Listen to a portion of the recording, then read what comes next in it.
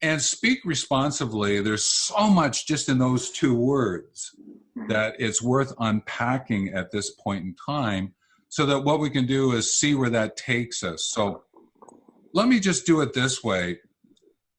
When we think of the word speak, we might think of words like talk, share, chat.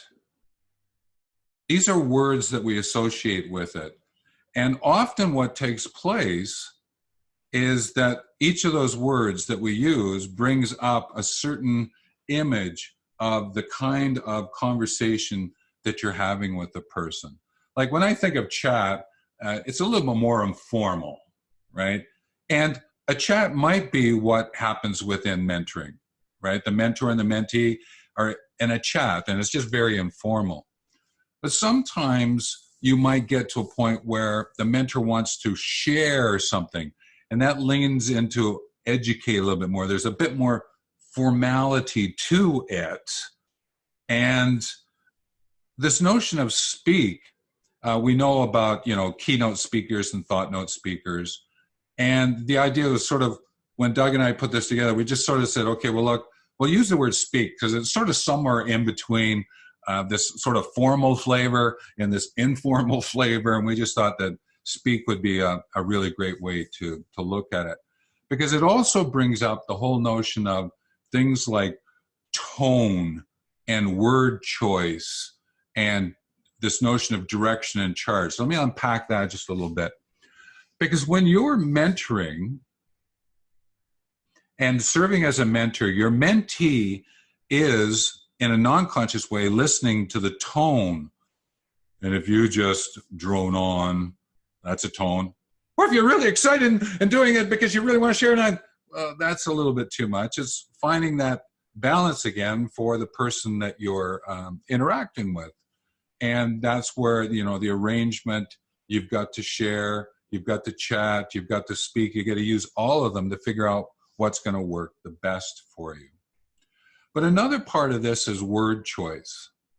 And the best example I can give of that is the yes, no. In one situation, yes might be, whoa, great. In another situation, answering yes might be, oh. But we tend to always think of yes as being a great response or the correct response or the positive response. Well, sometimes yes can bring out it's a no. Right? It brings out the no side of things. So again, the use of the words that we take into the mentoring situation. Another great one that I always remember is and but.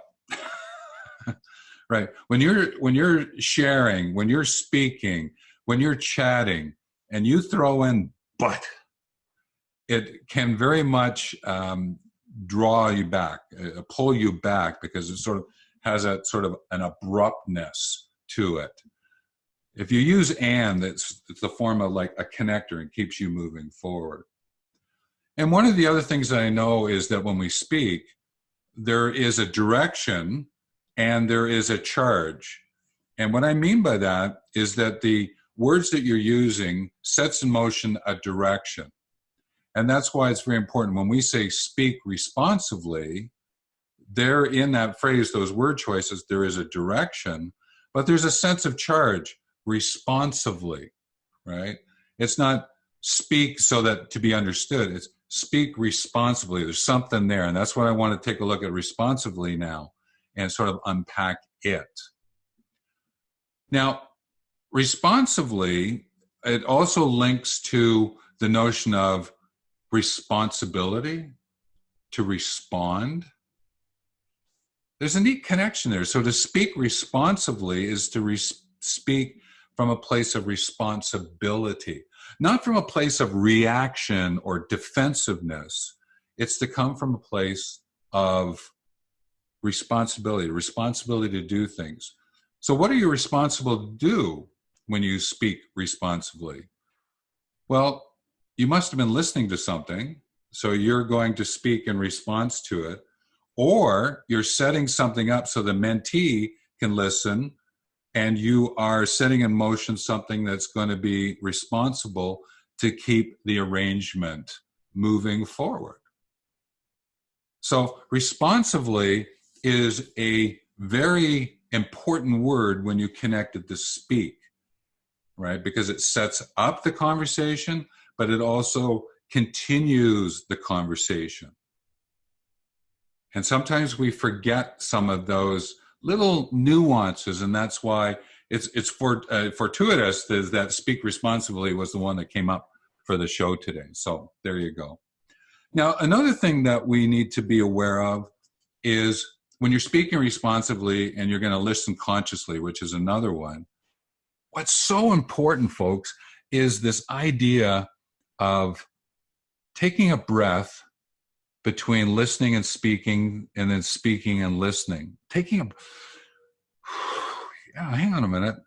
Give yourself a chance to set things up and to set yourself up to listen, to set yourself up to speak. And it's very much a casual approach to it. And if we sort of have that sense, we're in that sort of feeling of being casual about what's going on, it tends to lend itself to this notion of the collaborative conversation. You're collaborating with one another as you move forward. Now, the other thing that I'd just like to bring out is that speaking responsibly, is so different in person than it is online. In person, there's a lot more nuances you can pick up. I get that. It's sort of like, as you're watching this video, it'd be very different if we were sitting down in a couple of armchairs and we had a cup of tea and we were talking about speaking responsibly as it linked to mentoring. This way, you may have your cup of tea with you, but it's not necessarily always quite the same. So we have to be very aware of, if you're going to do mentoring and speaking responsibly, you want to make sure, okay, that are you online or are you dealing with this from a in-person perspective? And the same is to be said for the phone. But here's something that I learned. No matter if you're in person, on the phone, you're online, you got to be present when you're speaking responsibly. Got to be present. The essence of presence, that's where we're coming from at this point in time. So I came up with this really funny way of reminding myself about speaking responsibly. All right. Face, fingers, feet facing forward. Because if I'm having a conversation like this, it's very different than having a conversation like this and speaking responsibly. So it's just one of those funny ways that I remember to do that. And again, I just remind you is when you think about it, just using simple words like yes or no when speaking responsibly can make or break the conversation. So truly know how to use words like that in what you're doing. And I guess the last reminder I have around speaking responsibly, especially if the mentee has been asking you some questions or you've been in conversation and you do not know the answer, to speak responsibly is to say, you know what? I don't know what that answer is. That's something I'm going to have to go look up because, again, in the definition that we shared earlier, it's mutually learning and developing both personally and professionally. So don't bluff it, right? Stay with the sense of what's going on, all right? Now, that's about speaking responsibly. Now, this is an opportunity. I know that Doug might have something that he might go, you know what? I'd like to add this little piece of wisdom from his time as serving as a mentor. So, Doug, you want to just share what that is? Sure.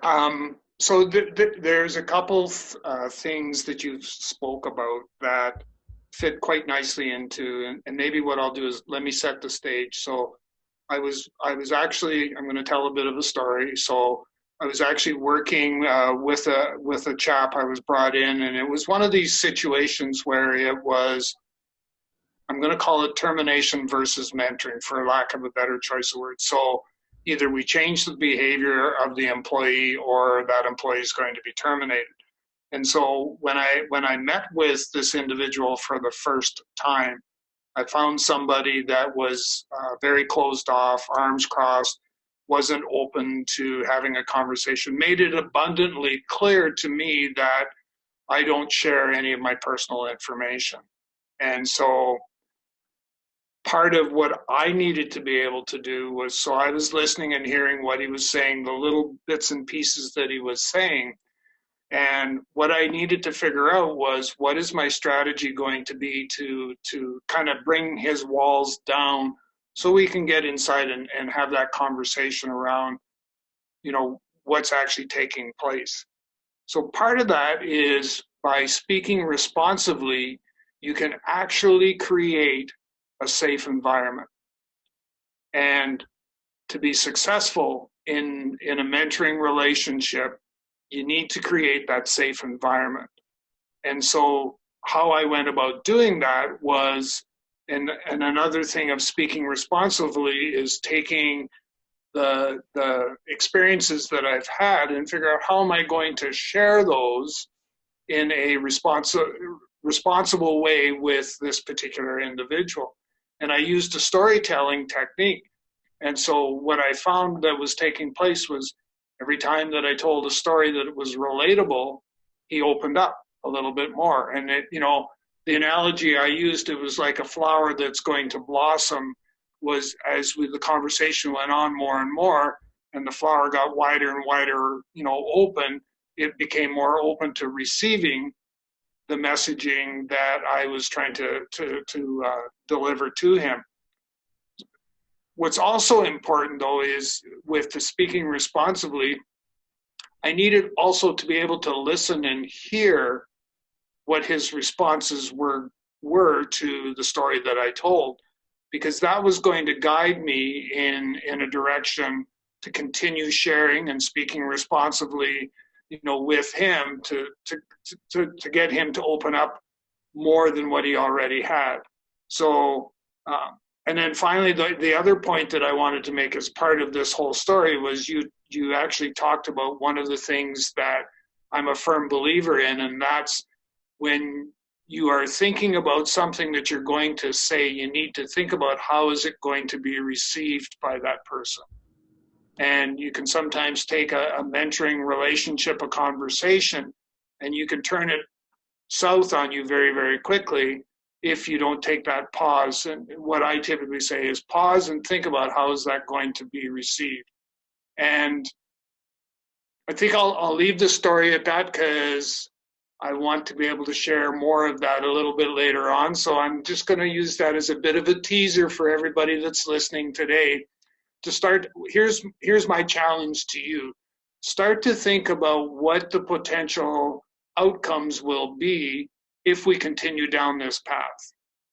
And, think of it from the aspect of, can we change the behavior based on what you've heard so far? If so, what does that look like? And the other part will be, is, do you think that we will be successful in actually changing that behavior? And if so, what will the potential outcomes be? So that's my challenge to everyone listening in. And based on that challenge, it comes from the place of speaking responsibly, because when you take that challenge on, it's also, how am I going to put that into action with the mentee? All right. So again, it might be worth just replaying that part of the podcast or the video, whichever way you're listening in or watching at this point in time.